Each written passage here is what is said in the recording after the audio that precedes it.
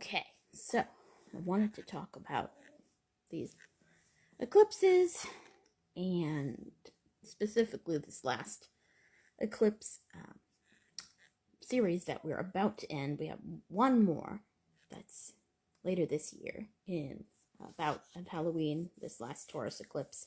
But we've been going through the nodes have been in Scorpio and Taurus for the last like a little more than 2 years, and they're moving. We had sort of the beginning.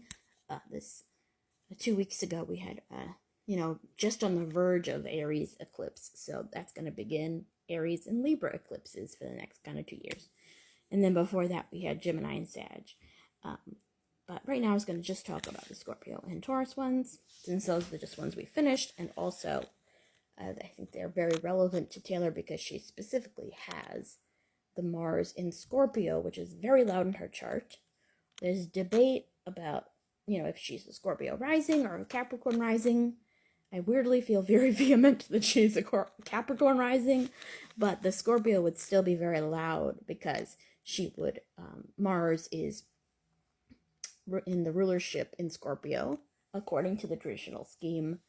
And so it means it's, very comfy in its own house, and it this very loud signature of Scorpio coming through. So, So I just went back in the last few years and tried to see if anything specifically happened. And this is on my tablet, so it's some typos because I can't type that well on my tablet. So the first one. This was, Fearless, Sag Gemini, and we know that she's, paying attention to eclipses, obviously given the reputation, announcement during the eclipse. And then she also says in Hoax, my eclipsed sun, this has broken my ground, or I am ash from your fire, or, references it in that, and she references Blood Moon and Glitch, and a couple of, a lot of other astrological references. So she seems to be releasing things on these Scorpio Taurus eclipses.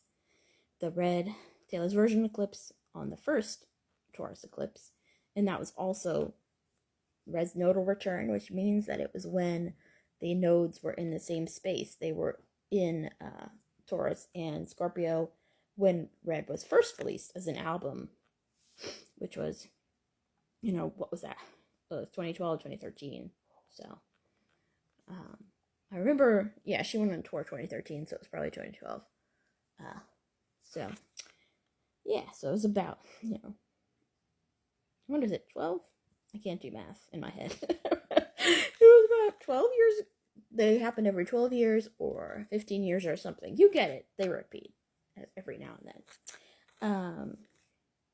The nodes go backwards through the zodiac, and they're always opposite each other. And they're not actual planets. They are mathematical points, which I could discuss in more detail.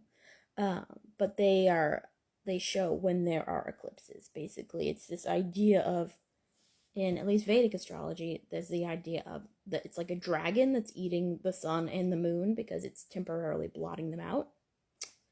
Okay. But that's a little bit of a digression. So, then she does, red on the Taurus one. I was trying to see if she had anything that she did on the Scorpio one, but Billboard Music Awards, I guess, I'm not sure if she really released anything that day. And then the next one is Midnight's release, and then the next one is Crashing Ticketmaster, and then so I wanted to come on and talk about the eclipses. I was doing a little research about Taylor's revealing things on eclipses, and also comparing and contrasting what would be happening in her either Scorpio rising or Capricorn rising chart, even where those eclipses were taking place and all that.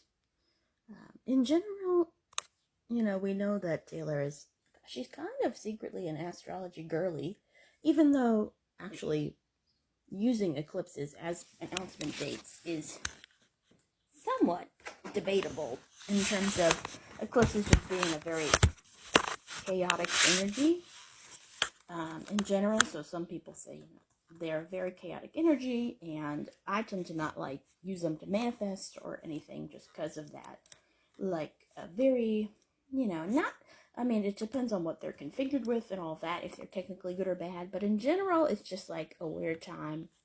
So I tend to just steer clear, You don't want to mess with that kind of chaotic energy, because really what's happening is, normally the sun or the moon is like, we can really depend on it. It's always there. And when that gets blotted out, it's like such a disruption of natural rhythms that it's like kind of weird, and you could see why people would freak out. So anyway, that's about eclipses. So, in general, when you sort of announce something, there's an idea of like picking in what's called an auspicious election, like a time that the stars and everything are in a good spot, and that will inform how things go.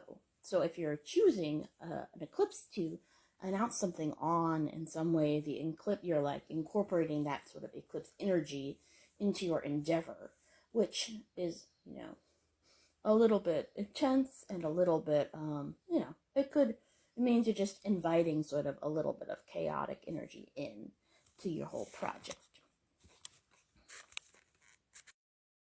Part 2, but nonetheless we forge on.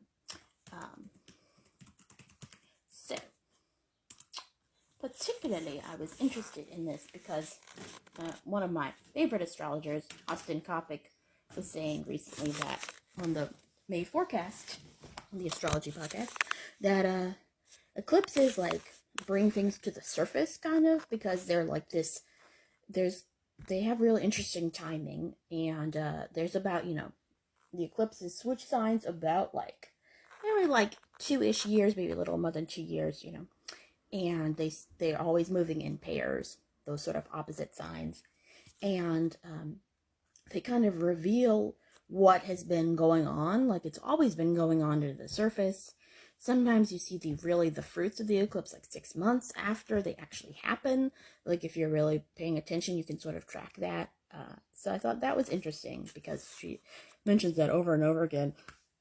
Like, I've been making all these plans behind the scenes, doing all this secret stuff, and now I'm going to show you. And that was like so eclipsy to me. And in general, that's very Scorpio. And she does have a Scorpio Mars and Pluto, at the very least. I tend to feel like she's a Capricorn rising, so I can make another video about that. But I'm willing to entertain both charts because we don't really know, and I haven't had time to sit down and do like rectification, which is what normally there's all these like procedures you can do to try to sort of reverse engineer a birth chart, if you don't have a specific time. And the specific birth time is important because it sets up the ascendant, which is the house that was the sign that was rising on the horizon when you were born, and that also sets up the house system. So the house system in our chart is when, actually, this is a Capricorn rising chart. The house system is the ascendant, and this is just this is her Scorpio chart, but the house system determines, how the houses are these 12 slices, and those are like the topics of your life. And there's all kinds of different house systems and stuff. But I use whole sign. I tend to use it right now because I find that the transits really speak to me.